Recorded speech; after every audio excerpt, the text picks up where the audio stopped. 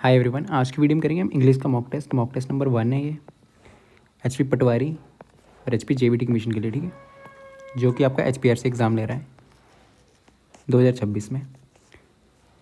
अभी टीजीडी के एग्ज़ाम वैसे वैसे क्वेश्चन ही है, जैसे क्वेश्चन पूछे गए थे टीजीडी के एग्ज़ाम्स में इंग्लिश के, वैसे वैसे क्वेश्चन है। ये एक पैराग्राफ आ रहा है आपको, ठीक, ये पैराग्राफ लिया हुआ है पीवाईक्यू से, लिया हुआ है टीजीटी से। तो पैराग्राफ पढ़ना है, नीचे 1-2 क्वेश्चन आ रहे हैं और आपको क्वेश्चन जो है लास्ट में मिले हैं, मतलब 1 2 3 ऐसे करे 200 क्वेश्चन। फिर लास्ट में थे क्वेश्चन इंग्लिश के, याद रखना, ठीक है। अगर किसी को इंग्लिश पहले करनी है तो सीधे लास्ट वाला क्वेश्चन क्लिक करके उसको आप कर सकते हो, ठीक। तो फर्स्ट क्वेश्चन है, इस पैराग्राफ को पढ़ना है आपको। Education is one of the strongest tool for building a fair and equal society. Education जो टूल है, स्ट्रॉन्गेस्ट टूल है। कैसा टूल? स्ट्रॉन्गेस्ट टूल फेयर और इक्वल सोसाइटी को बिल्डअप करने में। It opens door to better jobs, ये दरवाजे खोल देता है बेटर जॉब्स के लिए, ज़्यादा इनकम के लिए और ग्रेटर सोशल अवेयरनेस, ठीक है।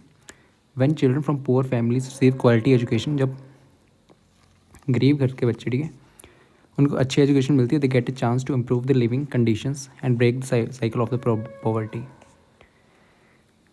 Okay, education also teaches respect, सिखाती है tolerance, cooperation, values and that reduce discrimination, ठीक है, भेदभाव कम करते हैं और सोशल डिवीजन को कम करते हैं, ठीक है। Unfortunately access to good education is still uneven, अच्छी एजुकेशन सबको नहीं मिल पाती, ठीक है, अनइवन ही है।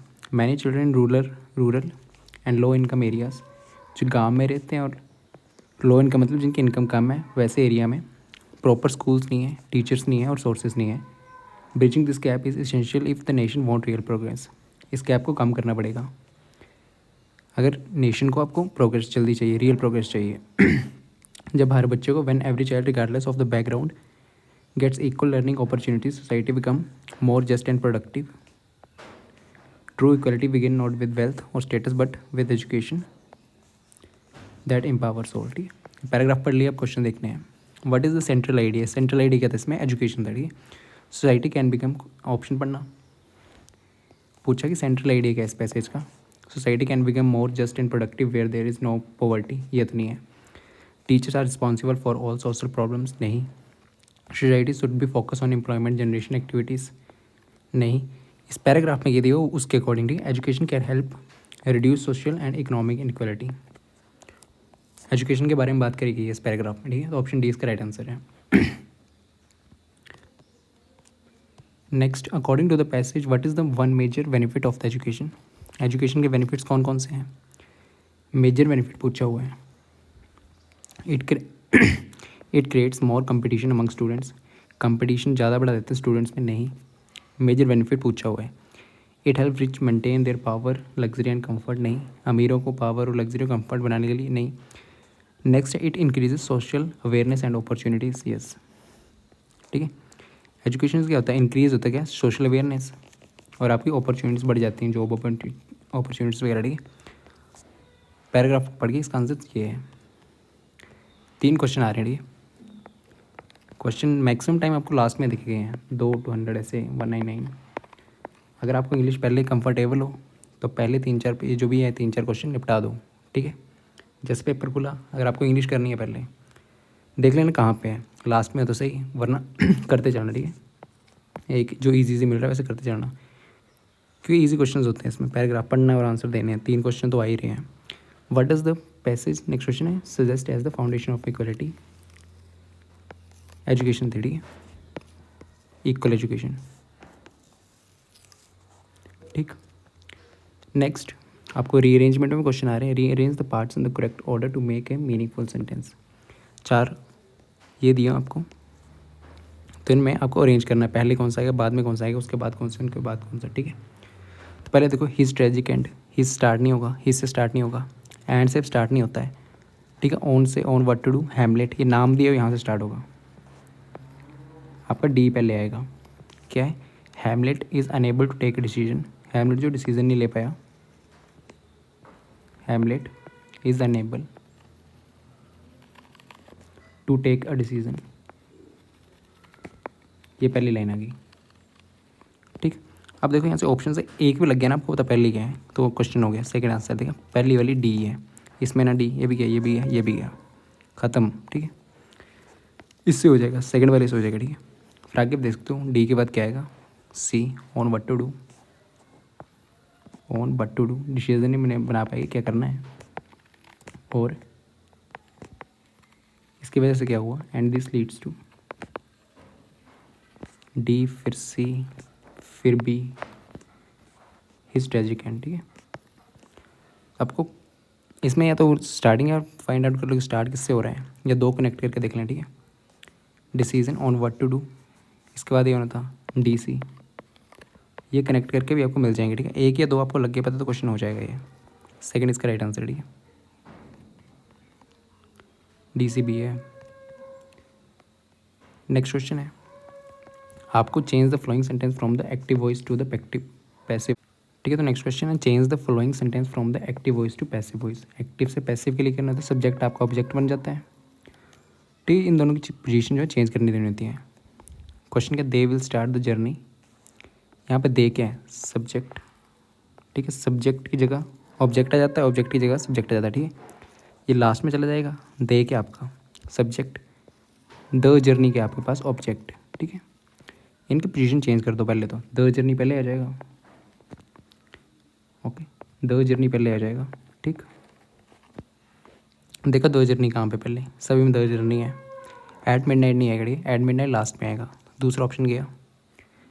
फिर दे किस में हो जाएगा, चेंज होता है आपका by them, by them. Okay, देखो बाय देम किस में है, इसमें बाय देम है, बाय देम, बाय देम, तीनों बाय देम है, यहाँ से मैं जा रहा हूँ।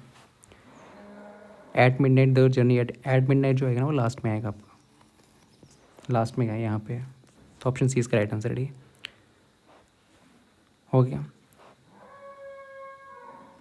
द जर्नी, विल भी वैसा टेंस रहेगा, विल बी, विल का विल भी हो जाएगा। फिर देन स्टार्टेड, यहाँ पे लगता है बाय लगता है आपका, देम एट मिडनाइट। ठीक है, ऑप्शन 3 इसका राइट आंसर है। Fill in the blank with the correct preposition, preposition आपको फिल करनी है, I am tired dash walking endlessly, I am tired with of, from, of, of का मतलब क्या होता है, अलग करना। ठीक है, सेपरेशन, अलग करना। ठीक, फ्रॉम, ठीक है, के कारण, के कारण। ठीक है, आई एम टायर्ड, विद क्या होता है, शो एसोसिएशन। ठीक है, इसके साथ एसोसिएशन, ठीक है, के साथ मतलब इसका ये होता है, इसमें आएगा ऑफ। ठीक है, I am tired of walking endlessly, मैं किस कारण थक गया, एंडलेसली वॉक करने के कारण। ठीक है, तो ऑफ इसका राइट आंसर है। ऑफ का सेपरेशन जब होती है, फ्रॉम किसी का संबंध विद। ठीक है, के कारण, कोस बताता है आपका फ्रॉम, विद क्या बताता है, एसोसिएशन बताता है के साथ। ठीक है, फ्रॉम बताता है के साथ, सॉरी विद, इसका answer of, I am tired of walking endlessly. Next है, he shall have finish the assignment before I met him. आपको पूछा क्या है, टेंस पूछा हुआ है, फ्यूचर का कौन सा है, शैल हैव फिनिश्ड। ठीक है, जिसमें आईएनजी होता है, देखो यहाँ पे आईएनजी मिल रहा है, वो होता है आपका कंटिन्यूस। तो दो ऑप्शन तो गए, जिसमें आईएनजी होता है ना उसमें वो होता है कंटिन्यूस, तो फ्यूचर कंटिन्यूस तो नहीं है, परफेक्ट कंटिन्यूस भी नहीं है। ठीक है, कंटिन्यूस ये दोनों में आईएनजी होता है, तो ये तो गए, ये ऑप्शन नहीं हो सकते क्योंकि इसमें आईएनजी नहीं दिख रहा है इसमें। तो ये कौन सा, इंडेफिनिट नहीं है, शैल आया, हैव आया, फिनिश्ड आया है, तो फ्यूचर आपका परफेक्ट है। ठीक है, ऑप्शन 3 इसका राइट आंसर है। टेंसेस के बारे में मालूम होना चाहिए, टेंसेस चार्ट आपको एलिमिनेट कर सकते हो ऑप्शन आराम से। ठीक है, कंटिन्यूस में आईएनजी आना था, नहीं आया, ये दोनों ऑप्शन गए। अब इन दोनों में चेक करना। ठीक है, शैल हैव किस में आता, वो आता फ्यूचर परफेक्ट में, तो ऑप्शन 3 इसका राइट आंसर है। ठीक है, next, select the antonym for the word, antonym से एंटोनिम भी आ रहे हैं।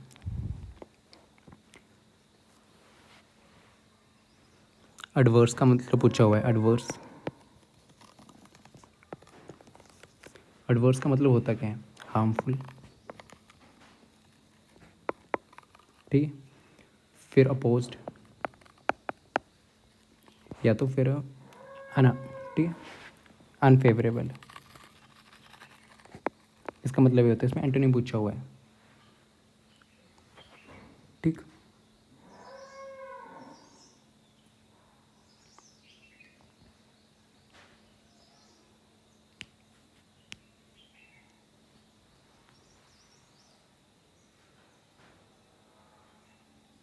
एंटोनिम होता है ऑपोजिट मीनिंग।